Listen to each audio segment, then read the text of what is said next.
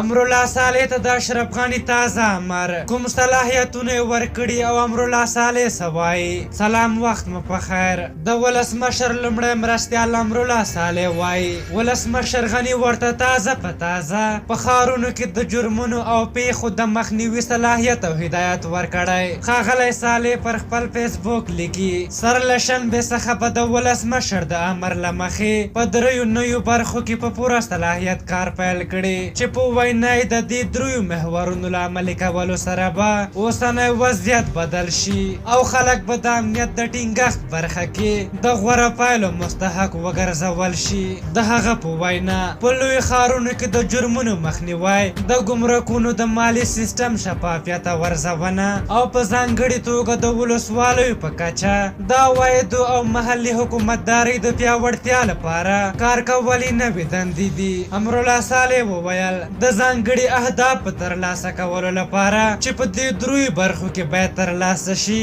د ملي امنیت سلاکار دفتر د کورنیو چارو وزارت د ملي امنیت عمومي ریاست د کلیو پراختیا وزارت د مالیې وزارت د سیمه ییزو ارګانونو خپلواکه اداره د اداري اصلاحاتو خپلواک کمیسیون او نورو اړوندو څانګو سره مستقیم کار کوي د ولسمشر لومړي مرستیال ټینګار وکړ چې د واحد او مرکزی حکومت او نظام پیاوړتیا لپاره به په دې برخه کې ټولې لازمي همغږي او چارې ترسره کړي امرالله صالح هم دا راز ویلي هغه به د خپلو ورسپارل شوو دندو په اړه خلکو ته د اصلي پرمختګونو په اړه ژر معلومات ورکړي په هر حال امرالله صالح ته ډېری خلک د دغو صلاحیتونو پر سپارلو خوښ دي او هیله لري چې صالح به د خپلې تجربې په اساس خصوصا امنیتي بخش کې چې لري ښایي ورسره د جرمونو کچه کمه شي دغه هیله مندي ښایي له دې امله وي چې کله صالح د کورنیو چارو وزیر و په کابل کې جنایي جرمونه نهایت کم شوي و